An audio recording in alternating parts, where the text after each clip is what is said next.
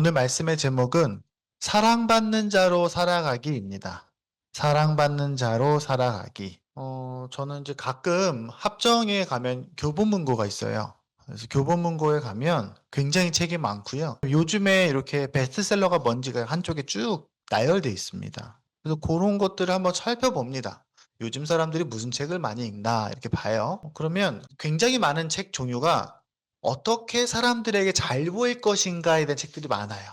어떻게 사람들의 호감을 잘 살 건가? 어떻게 사람의 마음을 내가 얻을 것인가? 어떻게 하면 말을 더 잘할 수 있을까? 어떻게 하면 직장 상사에게 인정받을 것인가? 떻게 하면 친구를 내 편으로 만들 것인가? 뭐 이런 류의 책들이 많이 있습니다. 사람들은 다 사랑받고 인정받고 싶어 하니까요. 네. 제가 가끔 보는 그 자기계발 유튜브들도 있거든요.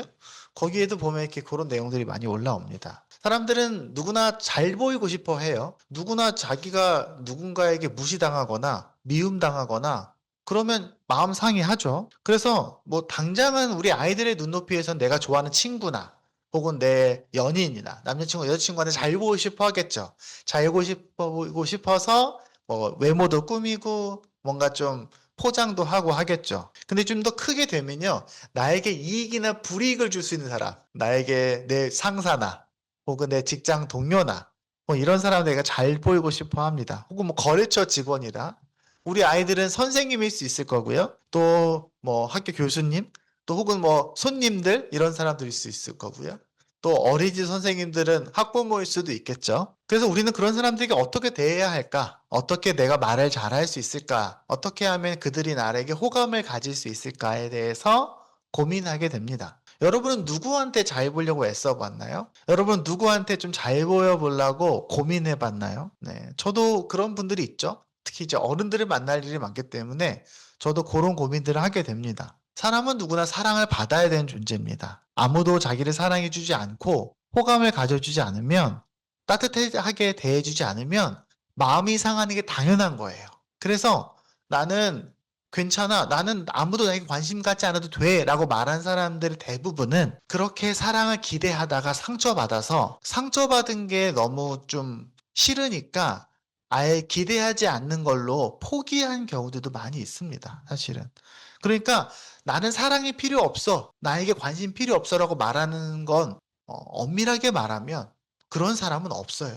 근데 우리는 가끔 그런 생각을 하게 됩니다. 질문하게 돼요. 내가 저 사람한테 정말로 잘 보여야 되나? 저 사람이 나에게 호감을 갖는 게 그렇게 중요한가? 정말 내가 사랑받아야 될 존재가 누군가? 오늘은 그 이야기를 하려고 합니다. 우리가 세상에 나가서 많은 사람들에게 사랑받으려고, 관심받으려고, 호감을 사려고 노력하는데 진짜 사랑받아야 할 사람이 누구냐는 말이죠. 오늘 말씀엔 이 내용이 있습니다. 누가복음 2장 52절 예수는 지혜와 키가 자라고 하나님과 사람에게 더욱 사랑을 받았다. 그 첫 번째 이야기는 이겁니다. 사랑받아야 할 대상을 분별하라는 겁니다. 우리는 먼저 좀 고민해야 됩니다. 내가 누구에게 먼저 사랑을 받아야 되는가? 이건 되게 중요하고 본질적인 질문입니다. 여러분은 누구에게 사랑을 받아야 됩니까? 왜냐하면 우리가 누구에게 사랑을 받아야 하는가라는 것 때문에 많은 결정을 하거든요. 목사님이니까 당연히 하나님께 사랑받아야 된다고 말씀하시지 않겠습니까? 여러분 그렇게 생각할 수 있겠죠? 네, 맞아요. 그 당연하고 뻔한 내용을 지금 하려고 하는 거예요. 우리의 삶에서 하나님께 사랑을 받는 것이 제일 중요합니다. 너무 당연하게도. 왜냐하면 하나님은 이 땅에 사랑이라는 걸 처음 만든 분이에요. 이 세상을 창조하시고 우리를 지으셨을 때 인간이 사랑하는 존재가 되도록 처음에 디자인하신 분이 하나님이에요. 이 사랑이라는 메커니즘을 만들어내신 분이 하나님이라는 거예요. 그러니까 이 만들어내신 하나님이 우리를 서로 사랑이 필요한 존재로 만드셨고, 그리고 인간은 처음부터 하나님의 사랑을 받을 때 잘 살 수 있도록 만들어졌어요. 그래서 우리는 하나님의 사랑을 내가 받고 있어. 잘 받는 게 너무 중요하다는 거죠. 근데 세상을 잘 볼까요? 세상은 사랑이 많이 있나요? 세상에 사랑이 넉넉한가요? 사랑이 있게 만드셨는데? 아니죠. 항상 사랑이 부족해요. 세상은 항상 사랑이 부족해서 싸워요. 갈등하고요, 미워하고요, 시기하고 질투하고 분노하고 갈등해요. 왜 그렇습니까? 인간이 죄를 지어서 사랑을 주고받는 이 기능이 손상됐기 때문에 그래요. 제대로 사랑받을 줄 모르고 제대로 사랑할 줄 모르게 인간은 태어났어요. 그래서 사람은 누구나 사랑받고 사랑 주는 부분이 망가져 있는 채로 살아가요.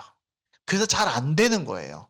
손실이 많은 겁니다. 그래서 사람들은 사랑을 주고받는 데에 노력하고 애쓰다 보면 이게 잘 안 된다는 걸 느끼게 되고 고통이 되죠. 불교에서는 그런 사람들의 삶을 굉장히 정확하게 찍었습니다. 사성제라고 배워요, 학교 다니면요. 고집멸도. 인간이 서로에게 사랑을 주고받는 건 너무 힘든 일이야.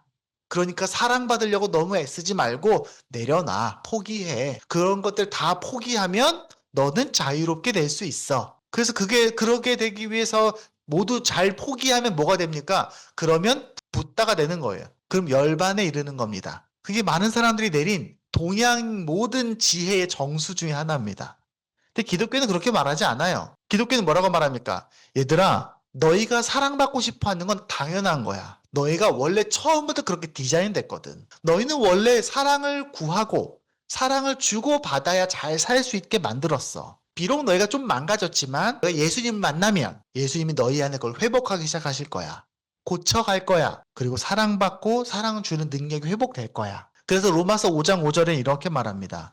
이 희망은 우리를 실망시키지 않습니다. 하나님께서 우리에게 준 성령을 말미암아 그의 사랑을 우리 마음에 부어주셨기 때문입니다. 하나님의 사랑이 우리 마음에 부어질 때 우리는 희망을 잃어버리지 않을 수 있습니다. 그렇다면 성령님을 통해서 하나님의 사랑을 받을 때 어디서 시작해야 됩니까? 뭐부터 해야 됩니까? 우리가. 그게 오늘 설교 제일 중요한 얘기입니다. 오늘 제가 하고 싶은 제일 중요한 얘기가 바로 이겁니다. 우리는 가정 안에서 사랑을 주고받아야 됩니다. 가족 안에서. 교회는 그 가정을 지원하고 확장하는 개념인 거예요. 그런데 이런 얘기 할 수 있습니다. 아, 목사님 무슨 말인지 알겠어요. 근데 솔직히 우리가 세상 속에 나가서 사는 게 더 중요하지 않아요? 세상에서 인정받고 세상에서 사람들하고 좋은 관계 맺는 게 더 중요한 거 아닙니까? 세상에도 사랑받아야죠. 목사님 너무 세상 물정 모르시는 거 아닙니까? 라고 말할 수 있죠. 맞아요. 우리도 학교 나가서 친구들에게 세상에서 인정받아야 됩니다. 사랑을 주고받아야 돼요. 근데 한 가지 우리가 절대로 잊어버리면 안 돼요. 우리가 세상에서 인정받고 사랑받는 게 나의 근거가 되면, 내 중심을 거기다 두면, 그게 내 진짜라고 생각하면 반드시 흔들리게 돼요. 계속 흔들릴 거예요. 왜냐면 세상은 여러분을 계속해서 사랑하지 않거든요. 거기는 우리가 서 있을 땅이 아니에요. 여기 써 있죠? 세상의 사랑도 받죠. 인정받는 게 중요하죠. 여러분이 공부 잘하고 좋은 대학에 가고 돈도 많이 벌고 학위도 올라가서 높은 자리에 올라가서 혹은 잘생겨서 옷을 잘 입어서 몸매가 좋아서 혹은 매력이 있어서 사람들 사랑을 받을 수 있죠. 하지만 그건 우리의 중심은 아니에요. 필요하지만 거기에 우리의 핵심을 둬서는 안 돼요. 거기는 항상 흔들리는 바다 같은 거예요. 그게 내 1번이 되는 게 아니에요. 그래서 우리가 우선순위가 중요한 거예요. 1번은 하나님, 2번은 우리 가족과 교회. 여기에 내 뿌리가 있어야 돼요. 그리고 그것에 뿌리를 두고 나서 세상에 나가서 사람들과 함께 사랑을 주고받아야 되는 거예요. 그래서 우리가 세상 속에서 그래야 흔들리지 않고 살 수 있어요. 이건 마치 그런 겁니다. 우리가 배를 타고 바다에 나갔을 때 우리는 바다에서 헤엄칠 수 있지만 헤엄치는 걸로는 바다에서 생존할 수 없어요. 어떻게 해야 됩니까? 배를 타야 돼요. 하나님과 가정과 교회라는 배를 타고 항해를 해야 돼요. 잠깐은 수영할 수 있지만 그걸로는 여행을 할 수가 없어요. 그래서 우리는 정확하게 인정해야 됩니다. 내가 사랑받아야 할 대상은 하나님과 교회야, 가정이야. 여기서 사랑받아야 돼. 여기서 사랑을 포기하면 안 돼. 이 얘기를 하는 겁니다. 제가 대학교 1학년 때 신학과 MT를 갔어요. MT를 가서 이렇게 둥그렇게 뚝 둘러앉았어요. 그러고 나서 이런 얘기를 했어요. 인도하시는 그 멤버가 우리 앞으로의 꿈에 대해서, 비전에 대해서 이야기를 해보자. 그리고 같이 서로 기도하는 시간을 갖자. 이렇게 얘기했어요. 그래서 한 사람은 나는 이런 목사가 되고 싶어요. 저는 이런 기독교 지도자가 될 거예요. 저는 신학과지만 저는 기독교 교회는 아니고 저는 좋은 크리스찬으로 이런 사업을 하고 싶어요. 저는 아이들을 섬길 거예요. 이런 얘기를 했어요. 쭉. 그러다 그때 제가 무슨 얘기를 했냐면 왜 그런지 모르겠어요. 그때 그런 생각이 들었어요. 저는 사랑받는 남편이 되고 싶어요. 이렇게 말했어요. 그게 제 꿈이라고 말했어요. 그 사람들 되게 이상하다고 애들이 웃었어요. 제가 여기 벌써 대학 오자마자 연애를 하려나 보다. 여자에 관심이 많은가 보다. 근데 저는 대학 다닐 때 단 한 번도 연애를 하지 않았어요. 그렇게 말해놓고서. 왜 그랬냐면 제 생각에 내가 세상 살면서 목사로서 혹은 그리스도인 지도자로서 살아가는 건 잘 될 수도 있고 못 될 수도 있고 그건 하나님 일이에요. 근데 내가 책임지고 반드시 성취해야 될 일은 내 가족에게 사랑받는 일이더라고요. 그리고 내 아내에게 사랑받는 일이더라고요. 그건 절대로 포기하면 안 되는 일이더라고요. 그리고 그건 내 책임이고 그리고 그것이 중요하더라고요. 내가 생각하기에. 그럼 우리가 어떻게 사랑받을 수 있을까? 세상에서 뭐라고 말합니까? 여러분이 어떻게 사랑받습니까? 외모가 멋지고 능력이 있고 돈이 많고 그래서 멋진 차를 끌고 다니고 뭐 좋은 집에 살면 매력 있다라고 말할 수 있죠. 그래서 여러분 혹시 그 결정사 아시죠? 결정사. 결혼정보회사. 가면 점수를 매겨요. 저도 전화를 한번 받은 적이 있는데 옛날에 이미 결혼을 했는데 전화가 왔어. 그때는. 근데 그러면 점수를 매겨요. 학벌, 연봉, 외모, 건강 상태 이런 거에 점수를 매기더라고요. 그래서 우리는 자기를 세상 속에 증명하고 싶어 하죠. 내가 얼마나 훌륭한 사람인지. 예전에 제가 무가치함에 대한 설교를 했던 거랑 비슷합니다. 그래서 우리가 세상 사람들에게 자신을 포장하고 싶어 하고요. 잘하는 척, 내가 얼마나 열심히 하고 있는지를 보여주고 싶어 합니다. 그런데 하나님과 가족은 그렇게 사랑받는 게 아니에요. 사랑받는 대상이 달라지면 방법도 달라지는 거예요. 여러분, 세상적인 방법으로 하나님께 사랑을 받으려고 하니까 사람들이 종교적인 행동을 하는 겁니다. 착각하는 거예요. 여러분 어디 가서 많이 보죠?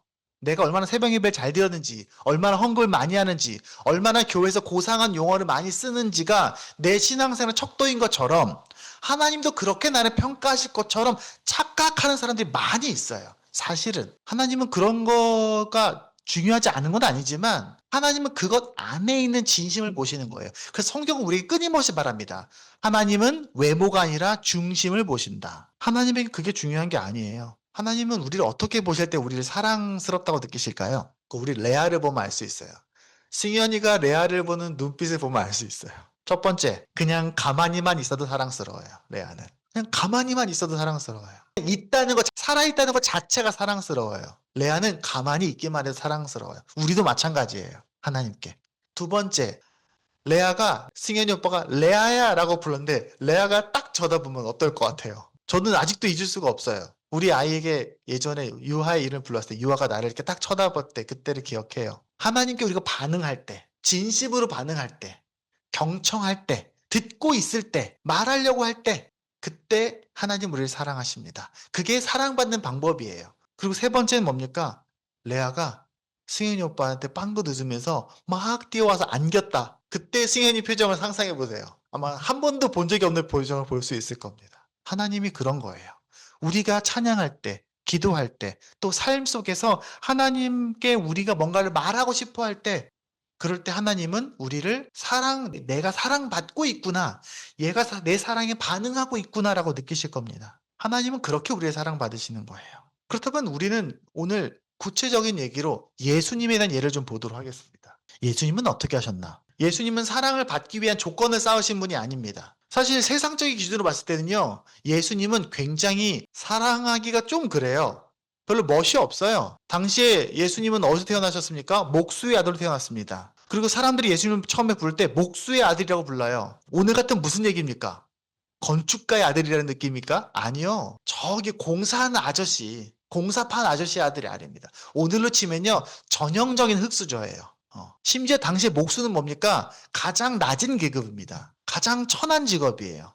그래서 예수님이 고향 갔을 때 사람들이 얘기하죠. 야, 쟤 누구 집 딸들인지, 누구 집 아들인지, 저 집 형제자매 내가 다 아는데, 쟤는 왜 여기서 와서 지도자인 척 하는 거야? 이런 얘기를 합니다. 가난하고요. 심지어 결혼도 안 했어요. 독신이에요. 그러니까 세상적인 기준에 봤을 땐요, 별로 사랑받을 만한 존재가 아니에요. 그 얘기 뭡니까? 예수님은 그렇게 세상 사람들의 기준에 따라서 사랑받기 위해 애쓴 분이 아니라는 거예요. 근데 성경을 보면 이렇게 써 있습니다. 예수는 지혜와 키가 자라가며 개역 개정에 보면요, 더욱 사랑스러워 가셨다 이렇게 됩니다. 성장하면서 더 사랑스러워졌다는 거예요. 이걸 세 번역으로 되어 있으면 성경에 이렇게 써 있죠. 자라면서 더욱 사랑을 받았다. 이걸 원어로 보면 원어의 뉘앙스는 뭐냐면 예수님이 인기가 생겼다는 말이 아니에요. 사람들이 예수님 되게 좋아했어 이런 게 아니라 예수님이 신뢰받고 호의를 받을 만한 성숙한 모습으로 자라가셨다라는 뜻이에요.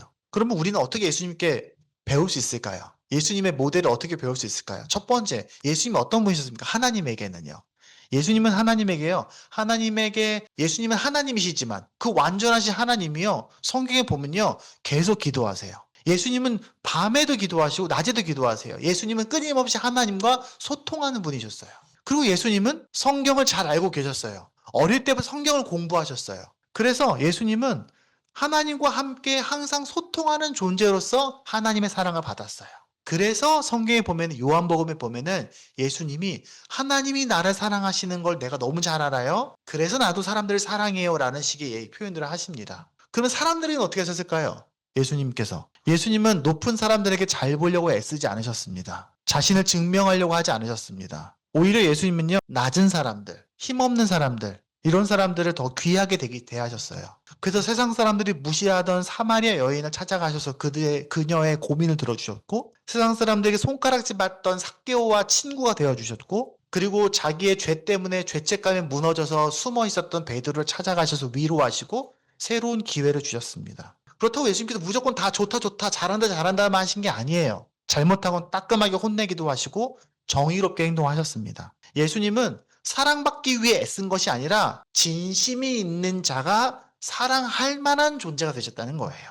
그렇다면 우리는 어떻게 세상에서 사랑받을 수 있을까? 이제부터는 여러분의 이야기입니다. 첫 번째는 하나님에게는 당연히 진심으로 반응하는 겁니다. 하나님에게는 우리가 더 훌륭한 자녀라고 나는 훌륭하게 잘하고 있다고 증명할 필요가 없어요.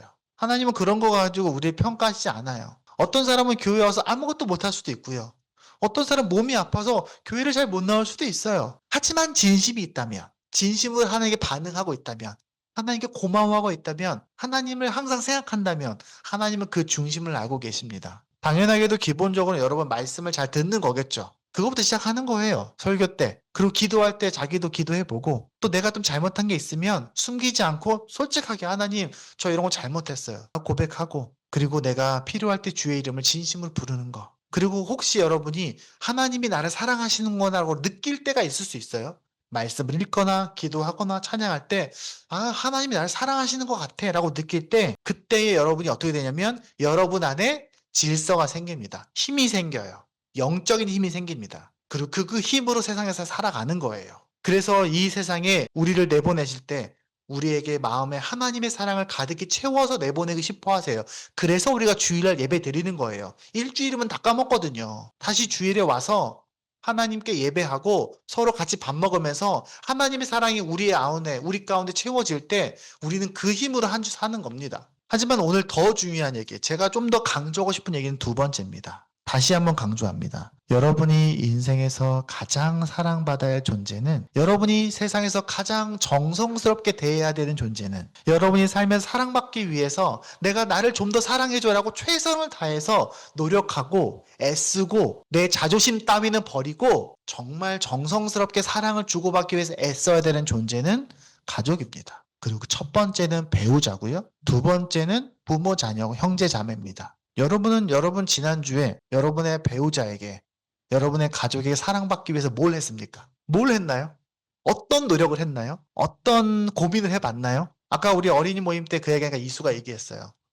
나는 그런 거 하지 않아도 엄마 아빠가 나를 사랑해 주는데요. 하지만 너가 잘 반응해 주는 것도 중요해. 왜냐면 사랑이라는 건 공을 서로 주고받는 캐치볼 같은 거거든요. 여러분은 지난주 여러분이 얼마나 서로에게 사랑하는지, 나는 당신의 사랑이 얼마나 중요한지 어떻게 표현해 보셨습니까? 여러분의 말로, 여러분의 표정으로, 여러분의 반응으로. 여러분은 가족들이 여러분에게 말을 던졌을 때 어떻게 반갑게 맞이해 줬습니까? 여러분의 집에 누군가 들어올 때 어떻게 인사해 줬습니까? 이름을 부를 때 정확하게 대답해 줬나요? 물론 저부터 돌아보게 됩니다. 내가 잘해오고 왔나? 그러므로 우리가 이 땅에서 가정과 교회 안에서 서로를 정성스럽게 사랑을 잘 받는 자가 된다는 건 첫 번째는 언어입니다. 하나님은 우리에게 언어를 주셨고요.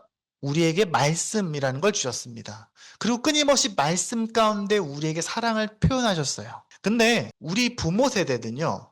여기는 우리 부모 세대는 또 지금의 이 시대의 많은 어른들은 자기의 어른들, 부모들과 어른들 세대에게, 그 윗세대에게 좋은 언어를 배우지 못했을 가능성이 되게 높아요. 사실은요. 언어라는 건 어릴 때부터 듣고 자라는 거예요. 어릴 때부터 듣고 자랐던 그 언어가 미래의 나의 언어가 되는 겁니다. 언어는 책으로 배우는 거 아니에요. 삶의 사랑을 주고받는 그 언어가 내 안에 쌓여야 돼요.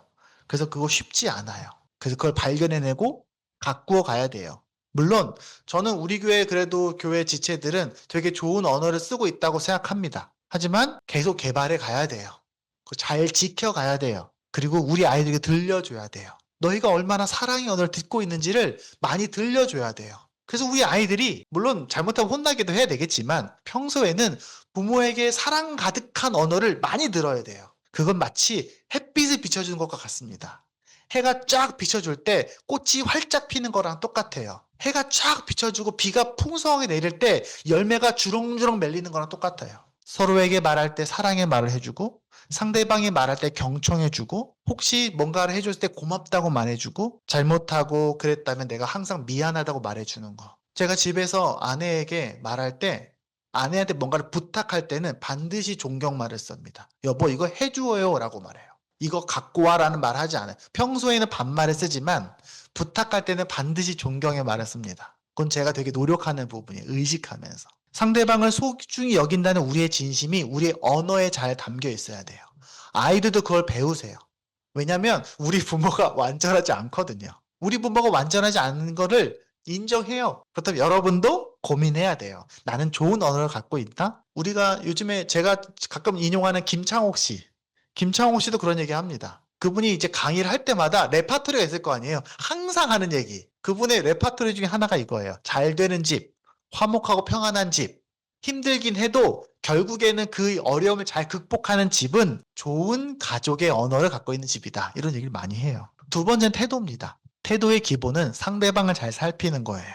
내 남편이, 내 아내가, 우리 아이들이, 우리 부모님이 어떤 좋은 점이 있는지를 알아채고 얼마나 수고해 주는지, 얼마나 열심히 사는지를 알아봐 주는 거. 아이들은 엄마 아빠가 열심히 일해서 돈 벌고 집안일하고 청소해주고 자기 옷 빨래해주고 용돈 주고 당연합니까? 세상에 당연한 건 없어요.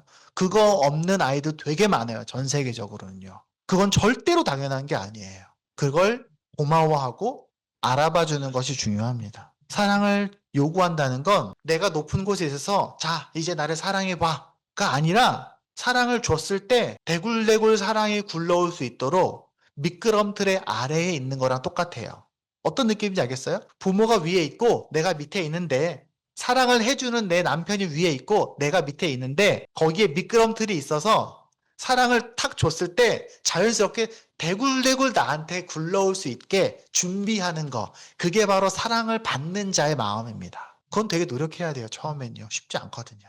연습해야 돼요. 예수님을 보면서. 말씀을 맺겠습니다. 제가 오늘 이런 얘기 했습니다. 하나님과 가정 그리고 교회 안에서 사랑을 배우고 사랑을 주고받는 사람으로 자라는 건 단지 여러분 기분 좋으라고 하는 말이 아닙니다. 그냥 잘 지내봐. 싸우지 말고 화목하게 좀 지내봐. 좋게 좋게 살아. 문제 만들지 말고. 그 얘기를 하고 있는 게 아니에요. 저는 지금 그 수준을 말하는 게 아니에요. 우리가 이 땅에서 하나님께 사랑을 받고 가정과 교회는 사랑을 주고받고 그렇게 자라는 건요. 우리가 세상에 나갔을 때 이 복잡하고 혼란스럽고 문제 많은 세상 속에서 정말 마음이 단단하고 정말로 견고한 삶을 살 수 있는 중요한 기준이 되는 겁니다. 우리 아이들이 하나님과 사람, 가족 안에 사랑을 잘 받는 아이가 되어야 세상 속에서 어려움이 있을 때, 나 괜찮아. 나 흔들리지 않아. 나 그런 거 갖고 넘어진 사람 아니야. 라고 말할 수 있는 단단한 뿌리가 그 안에 생기는 것과 같습니다. 세상은 우리 끊임없이 흔들거든요. 우리 아이들이 나중에 대학에 가고 혹은 사회에 나가면요. 반드시 있을 겁니다. 혹시 나를 인정해주지 않고 나를 무시하는 경험을 반드시 할 거예요. 혹시 나를 칭찬해주는 사람도 있지만요. 칭찬 받을 것 같은데 안 해주는 사람들도 있습니다. 가끔 불평등하다고 느낄 수도 있고요. 그게 평하다고 느끼는 상황들도 있을 수 있습니다. 그리고 그런 사람들과 잘 지내야 되죠. 그럼에도 불구하고 그건 쉽지 않아요. 근데 그곳에서 여러분이 버텨내고 그곳에서 흔들리지 않고 내 안에 있는 진짜 나 자신으로서 제대로 이 세상에 살 수 있는 힘은 어디서 오느냐? 우리가 하나님과 가정 안에서 교회 안에서 끊임없이 잘 사랑받을 때, 잘 사랑받을 때 그럴 때 우리가 쉽게 무너지지 않고 뿌리가 단단하고 기둥이 튼튼한 존재가 되는 겁니다. 어른들도 마찬가지고 아이들도 마찬가지입니다. 그렇게 단단하고 강한 영혼을 가질 때 비로소 우리는 또한 세상에 나아가서 세상을 바꿀 수 있습니다. 우리는 세상 속에서 그냥 잘 사는 것이 목표가 아니잖아요. 세상 속에서 더 정의롭고 공정하고 발전하고 성장하고 변화시키고, 우리는 앞으로 아이들이 미래에 나가서, 우리들도 지금 세상에 나가서 세상을 좀 더 멋진 나라로, 멋진 세상을 바꿔가는 게 우리의 역할입니다. 하나님은 우리와 함께 세상을 더욱더 좋게 만들기 원하십니다. 그 힘과 그 뿌리는 어디서 옵니까? 사랑을 잘 받을 때 오는 겁니다. 우리 아이들도 그렇게 사랑을 잘 받을 줄 아는 아이들을 키우는 게 바로 가장 최고의 중요한 교육입니다. 그래야 애들이 나가서 세상에서 사랑에 휘둘리지 않고 인정과 거절, 평가 존재에 흔들리지 않고 그렇게 뿌리 깊은 아이들을 자랄 수 있는 거예요. 그러므로 여러분, 하나님께 진심으로 반응하십시오. 기회가 있을 때, 예배에, 수요 기도회 때, 아침에 큐티 말씀이 올 때, 그때 집중해서 진심으로 반응하세요. 여러분 가족에게는 정성스럽게 대하세요. 내가 할 수 있는 처음 이 사람을 연애하는 것처럼. 배우자라면 내가 이 사람한테 연애하는 것처럼 하세요. 부부에게 제일 쓸데없는 게 자존심이고요. 부부에게 절대로 있어서는 안 되는 게 거짓말입니다. 부부에게는 반드시 정성스럽게 최선을 다해서 해야 됩니다. 언제까지? 죽을 때까지. 그게 진짜 우리가 살아가는 힘입니다. 그건 절대로 손해보지 않아요. 하나의 노력을 하면요, 하나님은 10로 갚으실 거예요. 100으로 갚으실 거예요. 교회에서도 서로 소중하게 대하십시오. 우리의 가정은 완전하지 않거든요. 우리 가정은 좀 불안해요. 우리가 약하니까. 하지만 하나님 왜 교회를 주셨습니까? 교회의 굉장히 중요한 기준 중에 하나는 가정을 단단하게 붙잡아 주는 겁니다. 부부가 사랑하게 도와주고 부모가 자녀가 서로 존중해주고 축복해줄 수 있도록 교회가 계속해서 건강한 압박을 주는 것이 교회입니다. 그러므로 교회 안에서 서로 사랑을 계속 배우세요. 그렇게 성장하는 우리가 되면 좋겠습니다. 오늘 함께 이 말씀, 예수님의 모범에 대한 말씀을 다시 한번 읽고 끝내겠습니다. 예수는 지혜와 키가 자라고 하나님과 사람에게 더욱 사랑을 받았다. 그리고 성경은 우리에게 말합니다. 예수님까지 자라가라 라고 말합니다. 함께 기도하겠습니다.